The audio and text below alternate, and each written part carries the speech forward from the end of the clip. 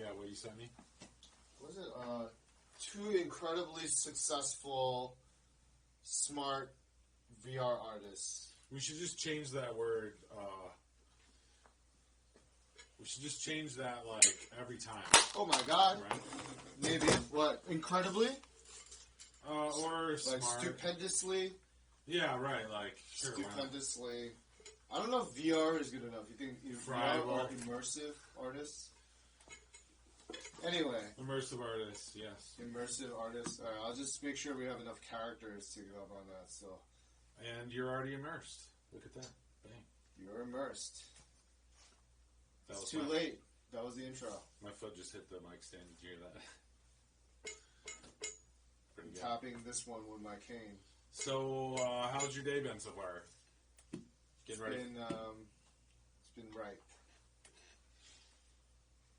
Okay. Ripeness. Well, you came in talking about Valentine's Day, which is tomorrow, February 14th. Right. In celebration of the St. Valentine's Day Massacre. Oh, really? No, I don't know. I'm just kidding. There was a massacre on that day. Right. Was it incredibly successful, like us? I think the massacre itself was also incredibly devastating. Well, was it successful at being devastating? Yes. One could say that, right? Because the only thing that matters is success. That's all that matters.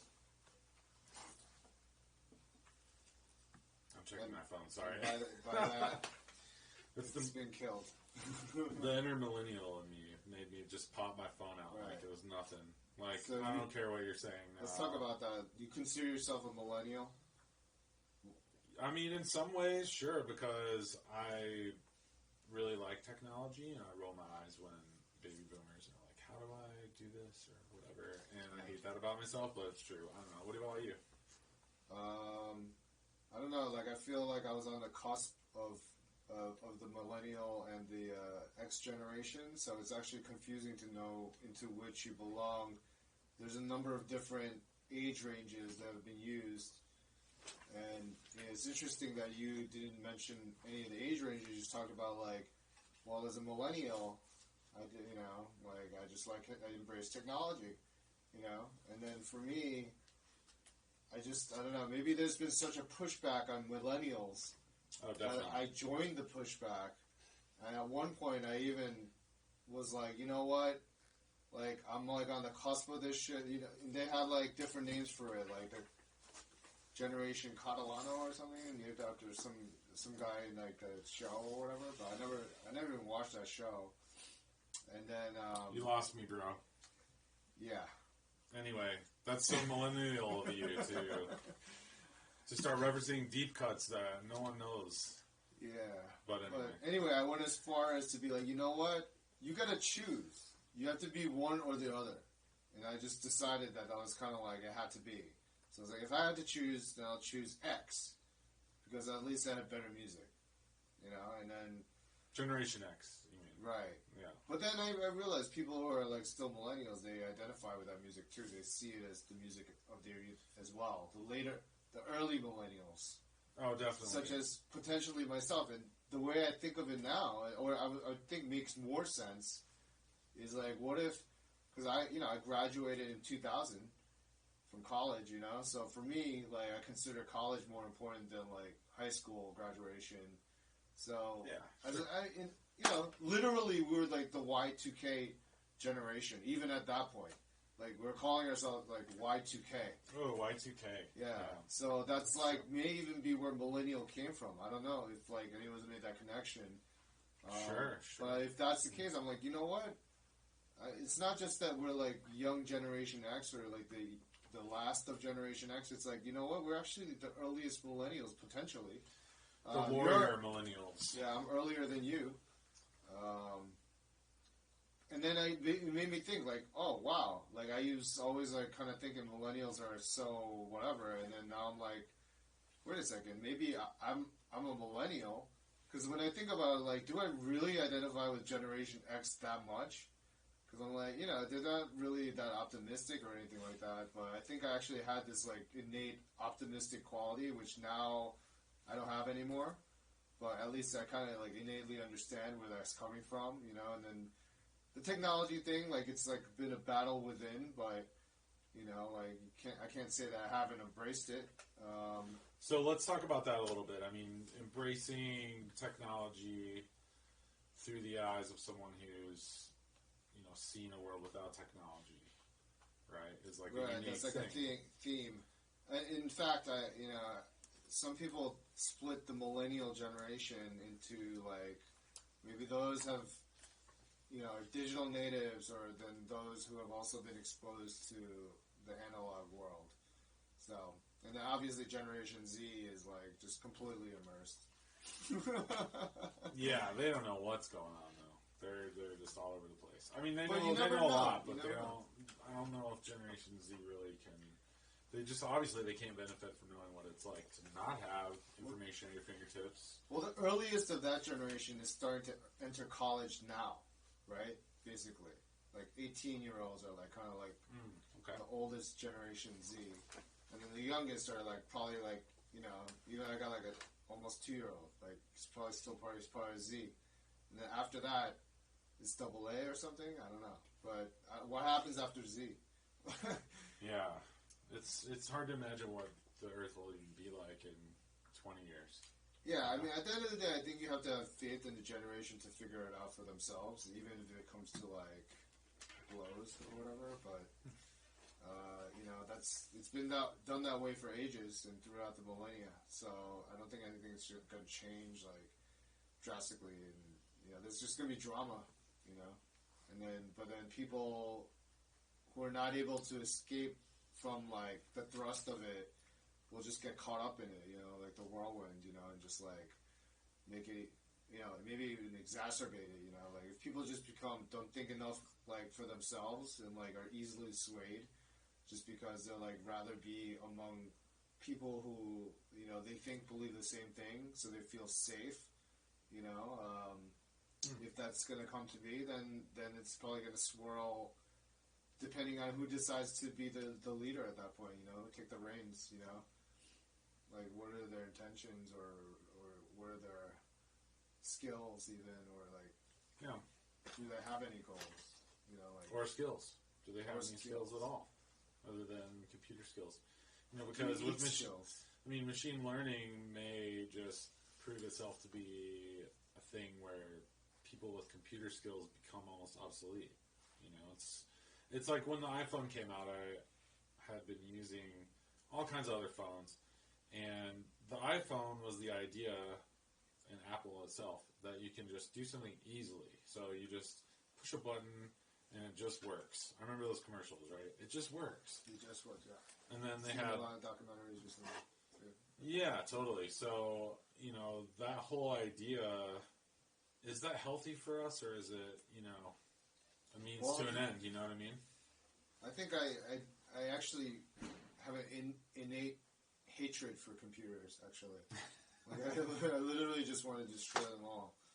Like, and I don't know if that's like a purely hateful thing, actually, or just I just want to do it. Well, that sounds like a good idea. I mean, maybe next week we could just get some computer parts that have some value. Yeah. We've been talking about that, actually. Yeah, so I think it makes sense that we destroy certain computer. Like, you just got to destroy them every Why don't we just do it right now? I have a computer. Yeah? Yeah, I think maybe we should. I don't know. What do you think? Okay. Well, if you want to destroy it, if you feel it, you should just destroy it right now. Maybe we should.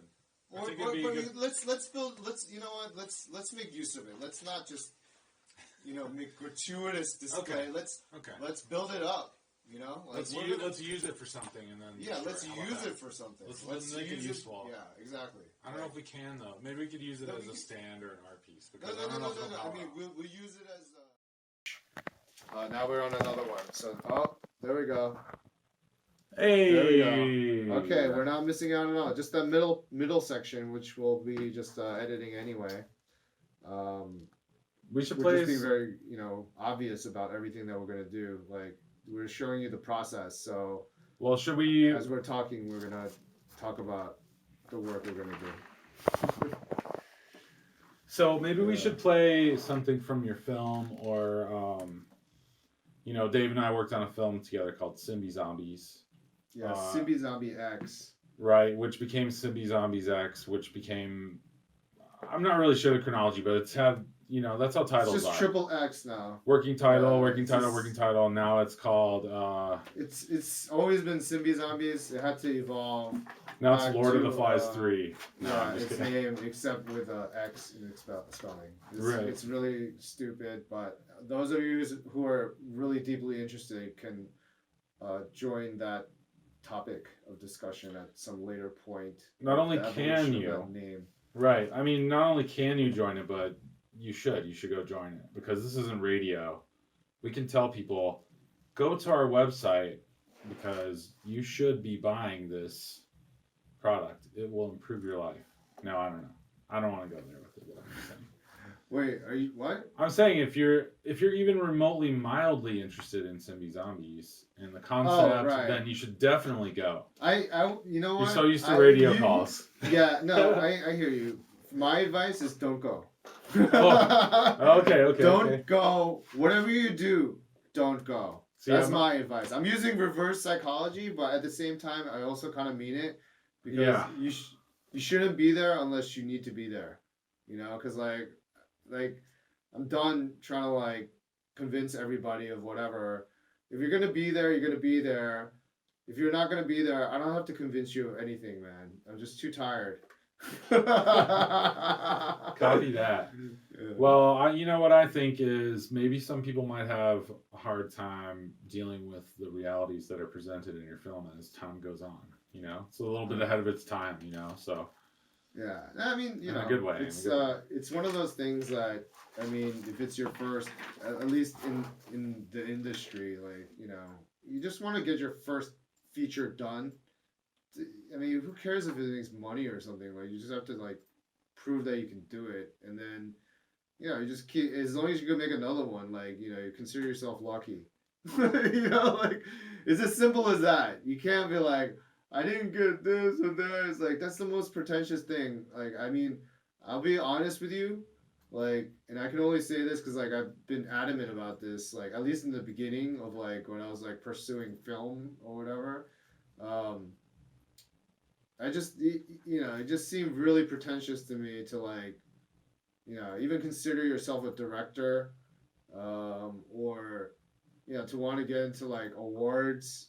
To get Oscars and stuff. Like, I just like, this just seems really pretentious to me. Like, does that really mean anything? Like, what's that really gonna do? I mean, yeah, I understand there's an impact, but is that really the impact that really makes a difference? totally. Yeah. Yeah, I'm here. I hear what you're saying. Yeah. Yeah, I mean the impact. I think we'll find It's out. okay, I man. think He we'll was find out. tinkering with some stuff over there, and I heard the music come through, but I don't think you guys did. So that explains that slight lapse. Oh no! Uh-oh. I gotta re-record it. I'm gonna punch it in. Right there. So Just Hold go on. to all the way to the end of that, right? there we go, and we're back. Yeah, I know what you mean. Like impactful art is. We just pulled a magic trick on you. We did. Impactful art is in the eye of the beholder. So who knows? We'll find out, right? We'll find out. So this Those podcast. of you who tuned in to the podcast will see the magic trick that we just pulled right here. But those of you who haven't will just have to know that we just pulled a magic trick on you. And, you have a kind of an idea what it is, but Yeah. It's magic. Check out this track from Mystery of Simbi Zombies.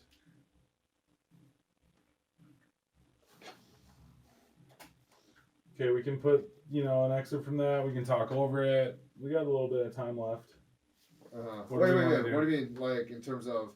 No, let's just keep talking, man. Let's not interject it with this stuff, because we could put this in, like, Okay. It kind of, like, breaks the flow in a way, like... Okay. Because we just want to talk about, like, the actual meat, the concept and stuff. Like, promoting stuff, like, it's kind of annoying to, like, cut to it. Okay. Like, I mean, yeah. Sure.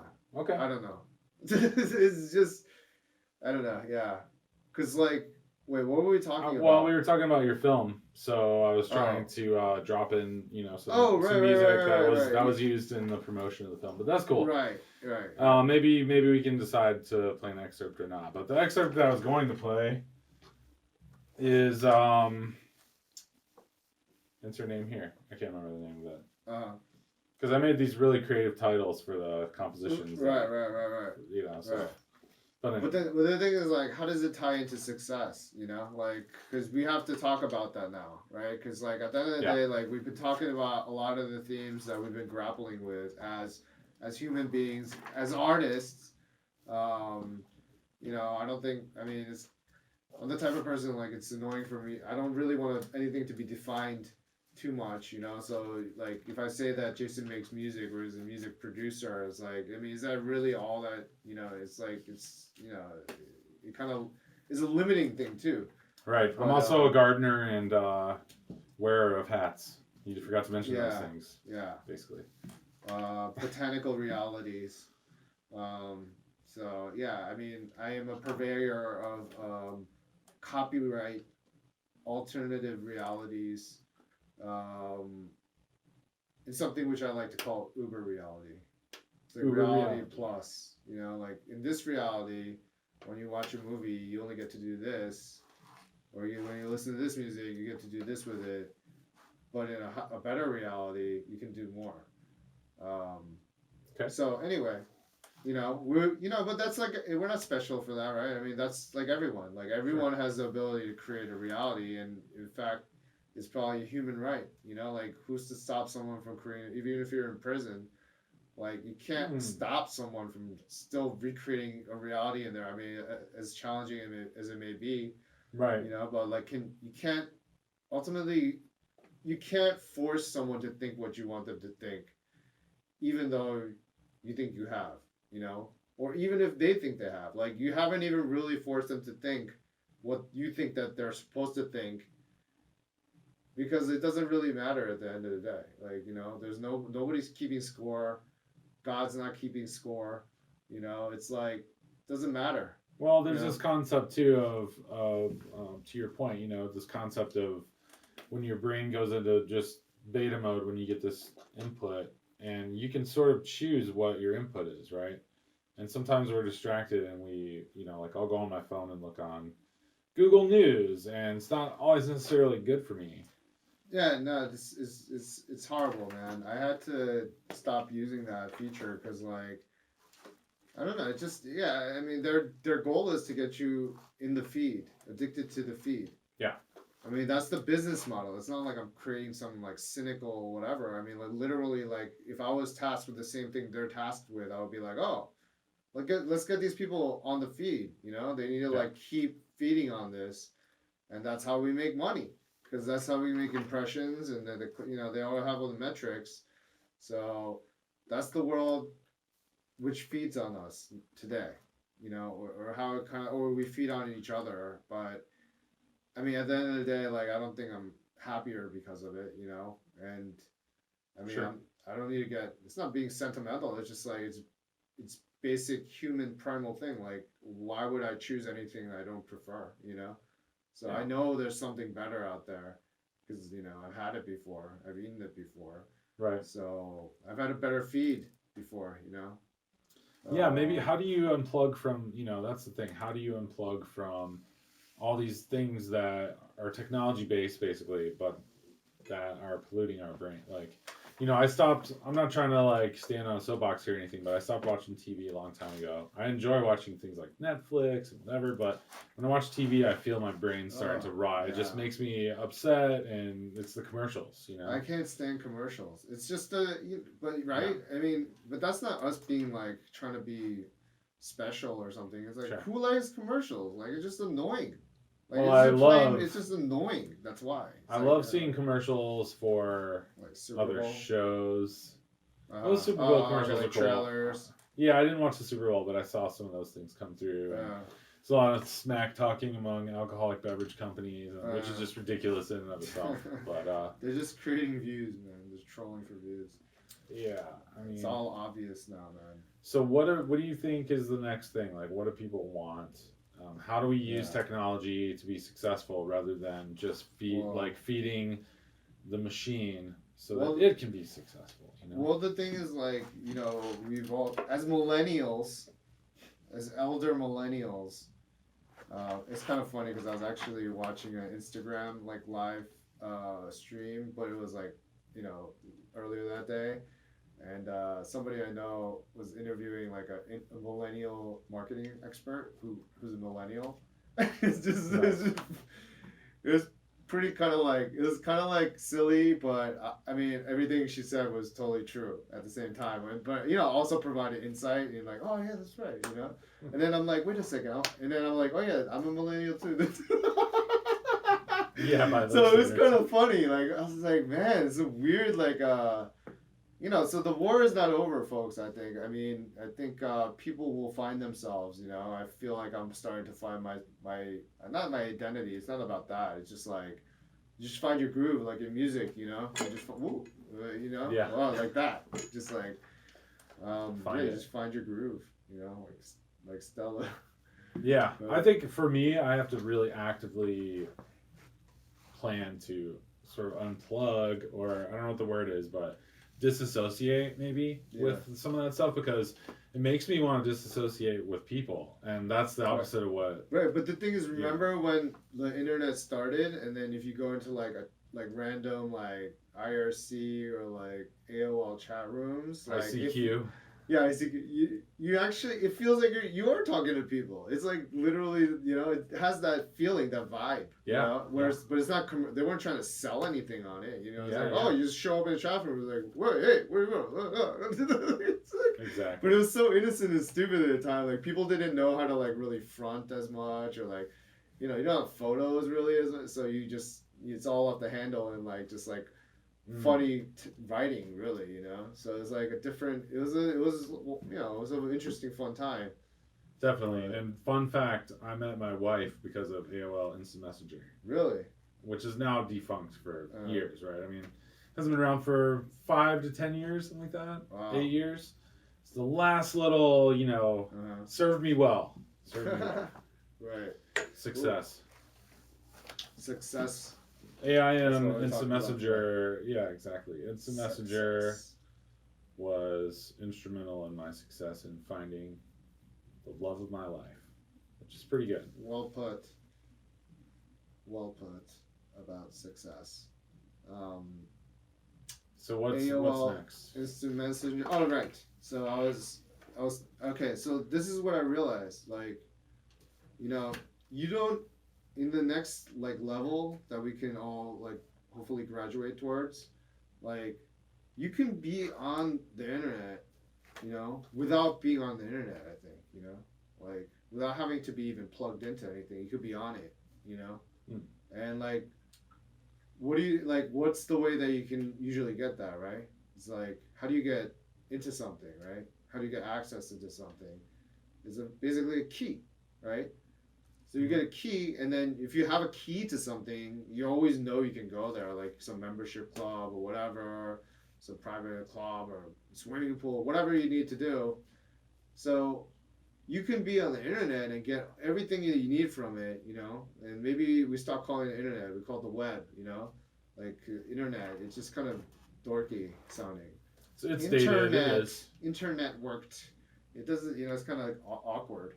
And it has a very specific meaning that's not necessarily the way it's used all the time. Yeah, but the web is maybe more accurate because it kind of even visually like depicts like, oh, it's like everything's just connected like a web, you know? Like it's not like there's a hierarchy. You can't, you know, it's not like I have to go here in order to like I can just go to the next person and it'll just like end up at that where I need to go. Yeah.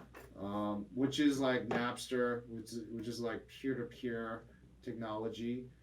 Which today we see combining cryptography to create something called blockchain, right? So the thing is, you can own, like, currency is like the thing now, but like you know, it really can be. It's just any application you can think of, like it can live on a little wallet, like that's a USB or whatever, right?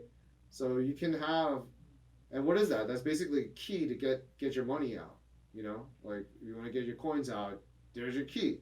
Well, you never have to be plugged in. Like, you just put it in a safe deposit box somewhere. And that's it. You're plugged in, you know? Like, so what if you could have that, but, you know, obviously currency is nice, but what if you could have access to real things, you know, because you have this key, you know? So that's a way to use the web, but yet be connected, even without being connected. So I'm like, I think maybe there's a way it can be worked out, you know? Because, like, I don't even like carrying, like, having this Wi-Fi on me, because, like, I mean, people think it's ridiculous, but literally, I totally feel the difference when the Wi-Fi is on and not, you know? Like, just the radiation or whatever, you know? Interesting. So chemtrails. Yeah, I feel like it just hurts. Like, I have to turn it off, you know, like, or I have to just at least turn the Wi-Fi off. Or do you think it's psychological? No, it's not psychological. It's like I feel it. Like, it's literally like it's radiating. But people have like different sensitivities, and some people would have to like literally like go outside of like, you know, civilization and like be in a Faraday box or something. But, have you seen Better Call Saul? No. It's a good show. You know, back onto the movies, entertainment thing. Right. But his brother in the show has a perceived sensitivity to electricity, which is different than what you're talking about. Right. It's pretty interesting. It's similar, I guess, but yeah. Anyway. Yeah. Anyway, it's just a show. I just want to get. I mean, I feel I want to be off, but you know, how can you really reverse? You can't really, you know. The only way to beat off is like go further, right? Yeah. Maybe when we go further, then we're off, but then we're still on. You know. I had this smartwatch that would just deliver sort of quick notifications, and I pulled my phone out way less. So I think there's something coming where maybe we're a little more plugged in some ways.